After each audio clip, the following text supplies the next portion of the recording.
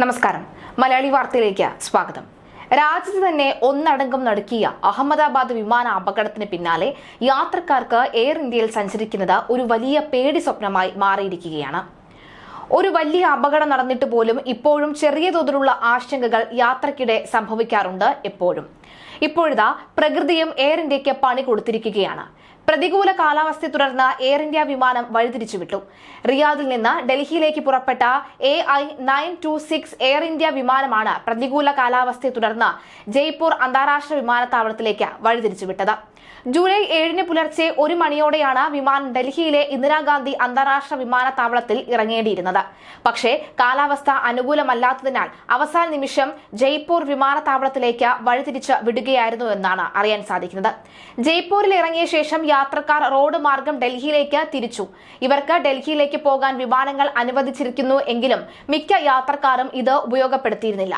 അതേസമയം ബാംഗ്ലൂരിൽ നിന്നുള്ള ഡൽഹി AI-2414 വിമാനവും അപ്രതീക്ഷിതമായി വൈകിയിരുന്നു. വിമാനത്തിന്റെ പൈലറ്റ് കോക്പിറ്റിൽ കുഴഞ്ഞു വീണതിനെ തുടർന്നായിരുന്നു ഇത്.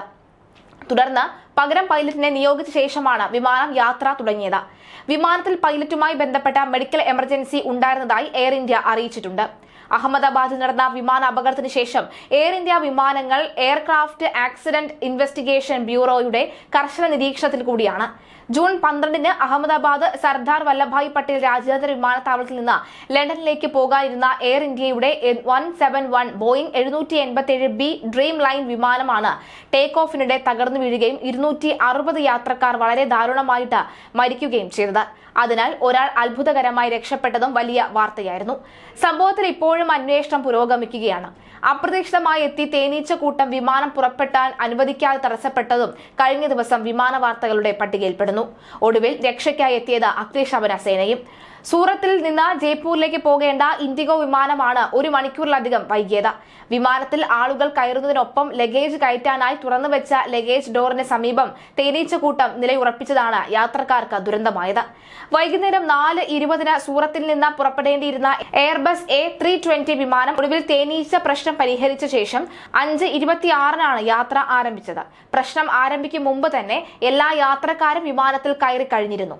യാത്രക്കാരുടെ ലഗേജുകൾ വിമാനത്തിൽ കയറ്റുന്നതിനിടയിലാണ് തേനീച്ചക്കൂട്ടം തുറന്ന ലഗേജ് ഡോറിന് സമീപം തമ്പടിച്ചത്. ഇവയെ എങ്ങനെ ഒഴിവാക്കുമെന്ന കാര്യത്തിൽ ജീവനക്കാർക്കും ആശങ്കയായി. വിമാനത്താവള ജീവനക്കാർ ആദ്യം പുക ഉപയോഗിച്ച് തേനീച്ചകളെ ഓടിക്കാൻ ശ്രമിച്ചു. എന്നാൽ ഇത് പരാജയപ്പെട്ടതിനെ തുടർന്ന് അഗ്നിരക്ഷാ സേനയെ വിവരമറിയിക്കുകയും ചെയ്തു. ഇതിന് പിന്നാലെ ഒരു അഗ്നിരക്ഷാ വാഹനം റൺവേയിലെത്തി ലഗേജ് ഡോറിലേക്ക് വെള്ളം ചീറ്റുകയും ചെയ്തു. ഇതോടെയാണ് ഒടുവിൽ തേനീച്ചകൾ സ്ഥലം വിട്ട് പറന്നുപോയത്. 1 മണിക്കൂറിന് ശേഷം വിമാനം പുറപ്പെട്ടു. സംഭവത്തെക്കുറിച്ച് ഇൻഡിഗോയുടെ ഔദ്യോഗിക പ്രതികരണം ഇതുവരെയും ലഭിച്ചിട്ടുമില്ല.